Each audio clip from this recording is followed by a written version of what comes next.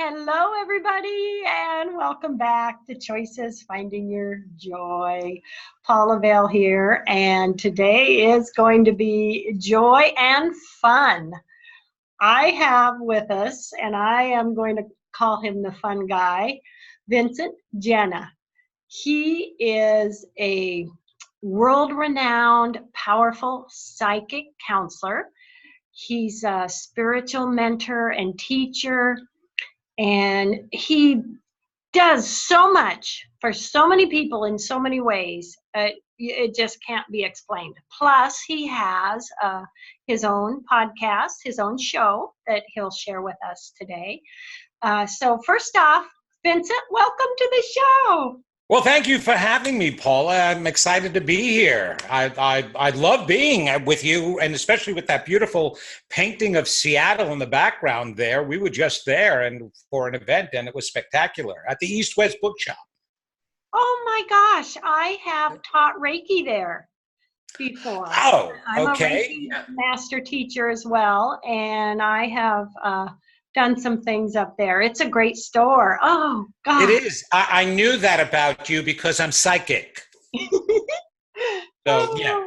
Yes. Hands on. Well, yes, I love it. Well, then let's start out with, tell us about that, a little bit about your background and how'd you discover you were psychic and had these great gifts that you share with everyone? Oh my gosh, Paula, I wish I could tell you that I was 5 years old and I walked into my bedroom and there was Archangel Michael or Jesus sitting at the end of my bed and he wanted to talk with me and give me some profound messages, but it didn't happen that way at all. Usually it was my mother sitting at the end of the bed with a belt because I did something wrong and ready to reprimand me, but it wasn't Archangel Michael. It wasn't until I was 28 years old. Up until then, I was pursuing a professional acting and singing career and dancing as well. My biggest claim to fame is I was in the movie Grease with John Travolta and Olivia Newton-John as a singer and a dancer. And the reason for that is I was a very tormented child until I was 17 years old. My entire youth is filled with abuse and kids at school abusing me and mom and dad at home abusing me. And that included sexual abuse from a babysitter and the parish priest and all of that. And my acting, my talents were actually my resilience that kept me alive. Otherwise, I probably wouldn't be here, not wanting to live with that torment that I was going through. But the applause is what I translated into being worthy and lovable. So that kept me going, and it really didn't bring me very much as it should have or could have because of other issues that I was dealing with from all the hurts and the pains. And at 28 years old, I was reunited at my high school reunion, my first high school reunion, with actually the kid who caused most of my antagonism in high school. He was the super jock and the class clown at the same time, so he was so popular that he used to instigate all the other guys and girls to abuse me. But at the high school reunion, it was a couple of years right after the movie Grease was released, and the movie Grease became an overnight sensation. So the idea that I was in it made me very popular. So in going to this reunion, which I wasn't going to miss at that point, I went with my wife and a chip on my shoulder right here, nice and big, going, aha, you abused me, but I was in a famous movie. And I didn't expect the response that I got from everybody. I was the superhero. Everybody just surrounded me. And that kid who caused my greatest antagonism came running to me, embraced me, wouldn't let go, sat by my side at my table for the rest of the evening. We went out to breakfast early in the morning and just talked and talked and talked and talked. Well, to make a long story short and jump ahead a couple of years, we became really close friends. And he was having life issues. His entire life basically was falling apart. But he wasn't sharing it with anybody, he wouldn't tell anybody. But after a visit, a weekend visit at his Connecticut home, my wife and I are driving home. I'm hysterical crying because I knew it's somewhere deep inside of me that his life was falling apart and I didn't know what to say and how to help him. And so I cried out for God and I begged God. This was really the only time that I begged God to help me. But the weirdest thing, Paula, is I was begging God to give me the ability to help my friend and other people like him, because I knew what it was like to have your self-esteem and self-image torn away. Well, within a week of that prayer, that's when the Steven Spielberg movie started to happen to my life. I mean, it was complete epic with smoke, psychics, paranormal stuff, dead people coming into my life, all of this information flooding into my head like a dam had opened, a voice coming out of my mouth, which was my guide, my wife thinking maybe he's going crazy. I should call the local rabbi because she was Jewish, the local priest because I was Catholic, Bellevue because we lived close to that insane asylum in New York. She didn't know what to do. Thank God she still believed me, and she was with me since I was 17 years old and knew that I didn't know any of that stuff I was talking about. And it just was prevailed to me that I was now going to become a spiritual teacher rather than a professional actor and entertainer. And that's how it wound up beginning for me. And I just jammed in unbelievable experiences in a very short little description that I hope wasn't too confusing. Yes. Oh my gosh. That is an amazing story. And I have to tell you, talking about the school bullying, I talk about that in my new book, Why Am I So Happy? There was a year in junior high, I wouldn't even remove my coat. Oh, wow. I was so made fun of because I was thin and shy. But there came a day when I made the decision, love me or don't.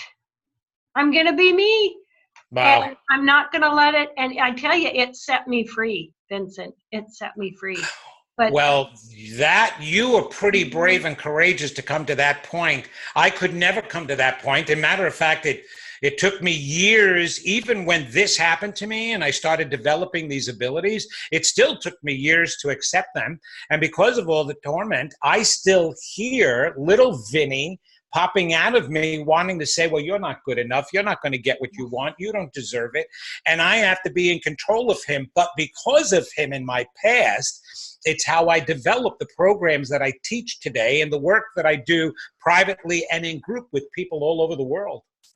And that, really that gives you such an understanding when you're helping others that have gone through that type of thing, doesn't it? It does. And it's so funny because I've spoken with many. I've had the privilege and the honor for the universe to bring me a lot of the world messengers that I have helped to wake up to their new passion and mission in life, going around and teaching and helping people. And they all seem to come from a very similar tormented background in different degrees. And it's the way I look at it, it's as if it's a sculptor trying to sculpt a statue. Now, a lot of people don't ever see the process of sculpting. When Michelangelo took a giant block of marble to create David, I mean, he got this big, giant, 14-foot at least block of Italian marble, and he's hammering it away. And there's shards and powder flicking all over the place, shards going into his eye. He was almost blinded for a while. He had to wear a bandana across his mouth because of the powder going into his lungs. It was a mess.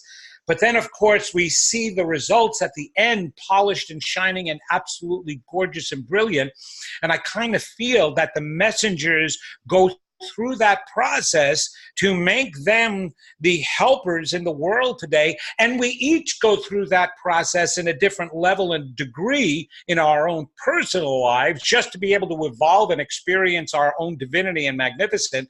But especially those messengers, I find all come from some torment in the past that led them to become the teachers they are today. So it doesn't surprise me. It gives us the ability to relate them.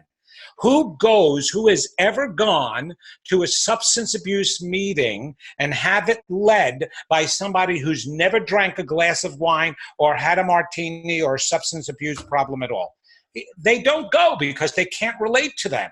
Exactly. So because of the torment I went through and even what you went through, we can relate to anybody's pain and have compassion, which is what allows us to help, right?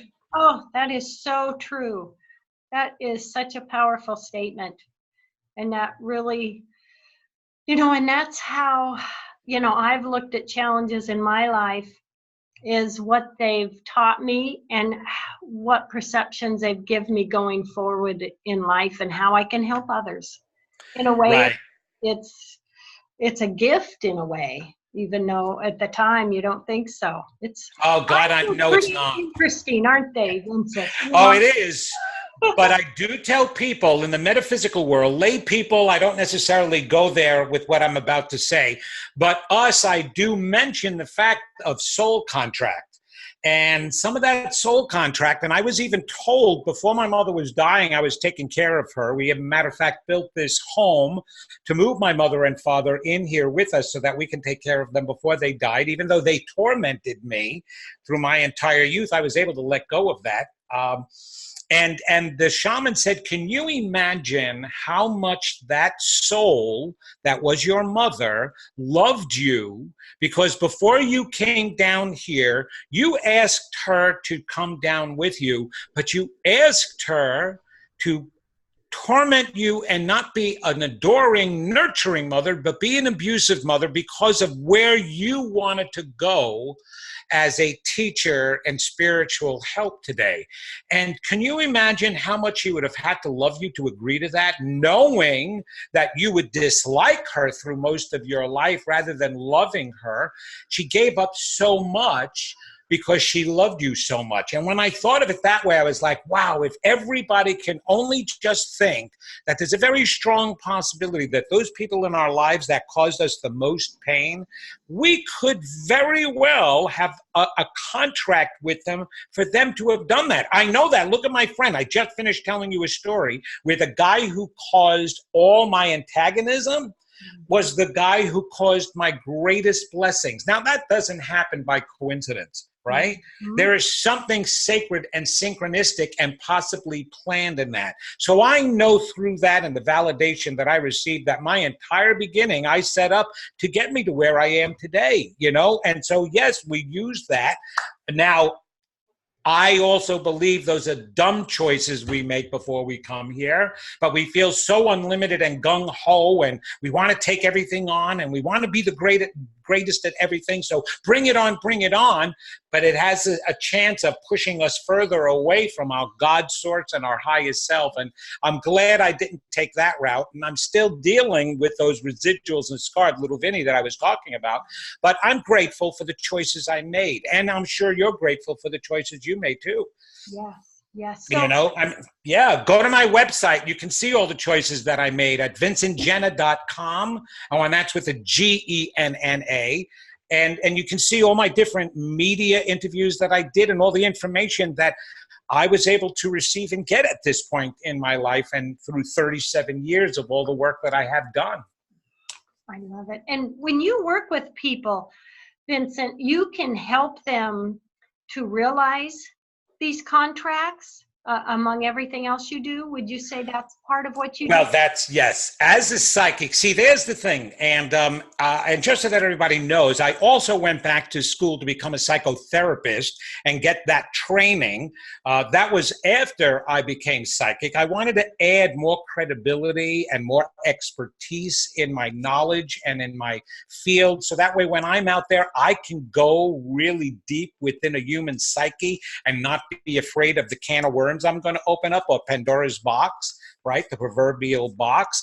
So I use my psychic abilities, my mediumship abilities, my psychotherapy abilities, even my entertaining abilities to go in, grab a person's soul, really examine it, go deep down into areas that they have not been to in years and see what's blocking them, what's getting in the way, bring it to the surface, because you cannot heal what you don't see needs healing. Mhm. And then with them, give them the solution and the strength and the empowerment to do the healing so that they can release that, believe in themselves, and create the lives finally that they want and deserve and fulfill all their dreams. So yes, I see all of that. I see the intricacies that other psychic mediums don't see. They don't always go there. I'm not afraid to go there. I'm an Italian New Yorker. I'm ready to get down in the mud with you. Let's come on, put on the gloves. Let's go. All right. I Yeah. love I love it. And I have to say, I love Italians, love New York. I owned an Italian restaurant. I was in Oh, you kidding 27 years. I'm me? not Italian, but I fell in love with Italians. Oh, where was the restaurant? You don't have it anymore? I love Yeah, Italian food. I'd love to 20, visit it and eat it. 27 years. But the Wow. original owner was from Valenzano, southern Italy. So it was authentic food, and I loved it. Yeah. Well, that's great. I mean, over here in North Carolina, it's good to have authentic Italian food. Over here in North Carolina, we've got New York pizza from two guys from Brooklyn, and they're actually two guys from Mexico. And I mean, they're Spanish and Latin, and that, you know, which I think is really funny. But they have a Brooklyn pizza place, which I think is funny, and it doesn't taste anything like New York pizza, but so be it. That's what they want to do. So it's good to have authenticity. Yeah, I love it. I love it. Well, something I absolutely love that you do as well, Vincent, is animal communication. Oh, Tell us yeah. about that. For those who Oh, don't wow. realize they can connect with their pet to help Oh, them and their pet. Tell us a everybody bit about can. that. Yeah, well, first of all, we're all psychic to start with because we're intuitive. Intuition and psychic ability is the exact same thing. We're tapped into the exact same dimension and place.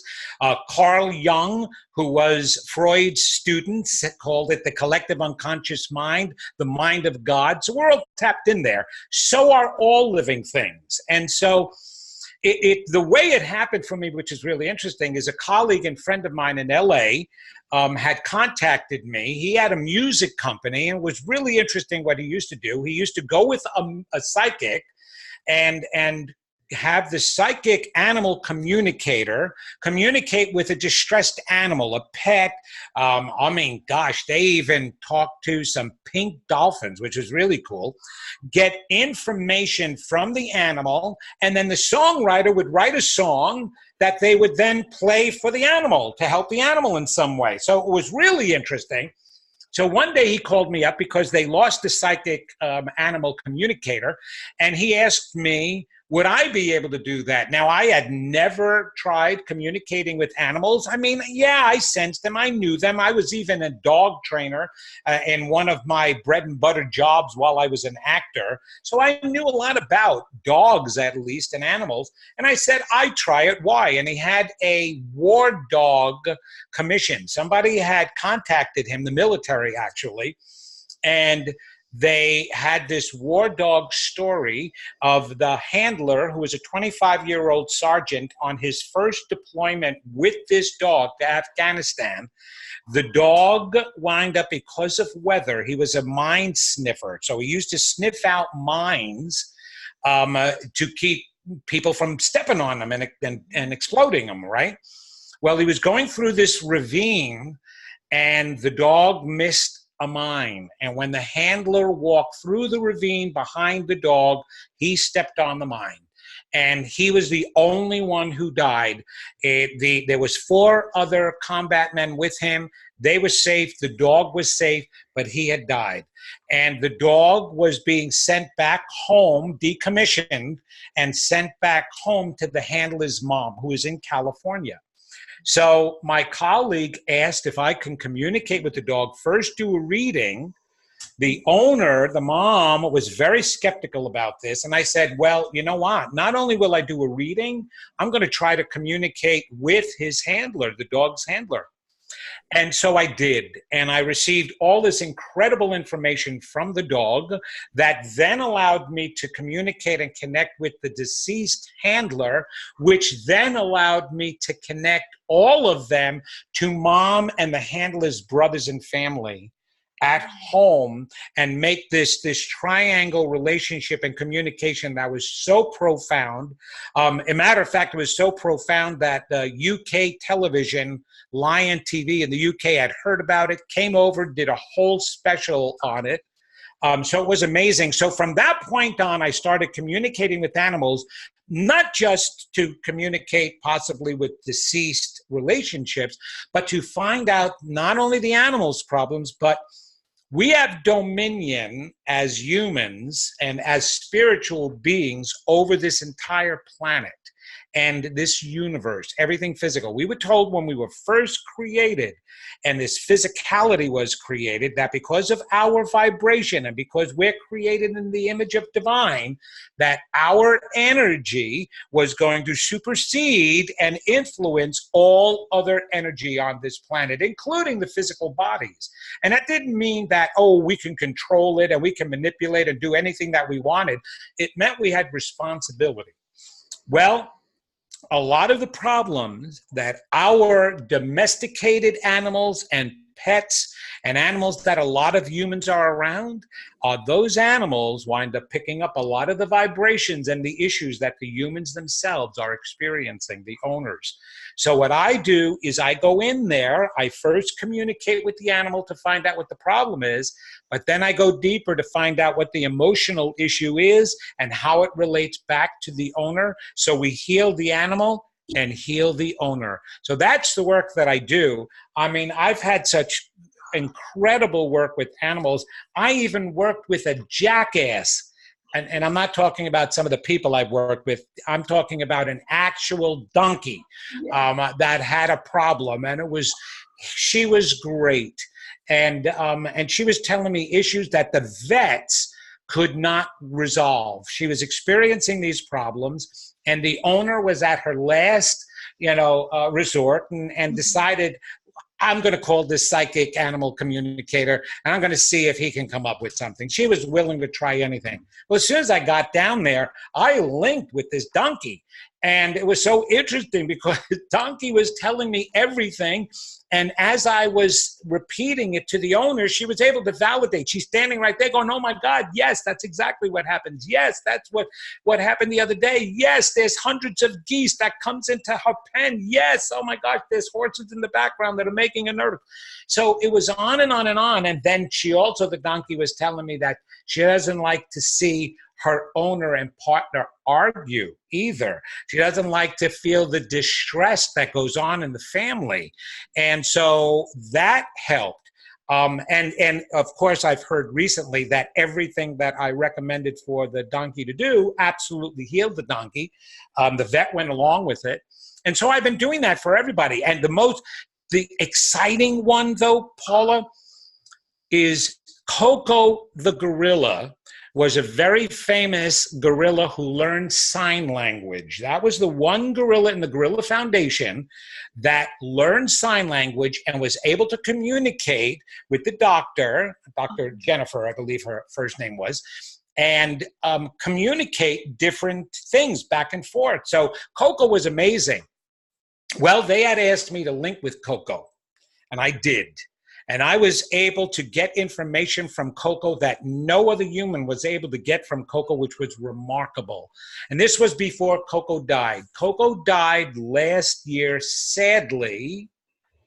Coco was depressed because she never had a baby gorilla, and she always wanted a baby gorilla. She was supposed to get land. She never got her land, and she died of depression and the failure to thrive, just like an unhappy human, which was very sad.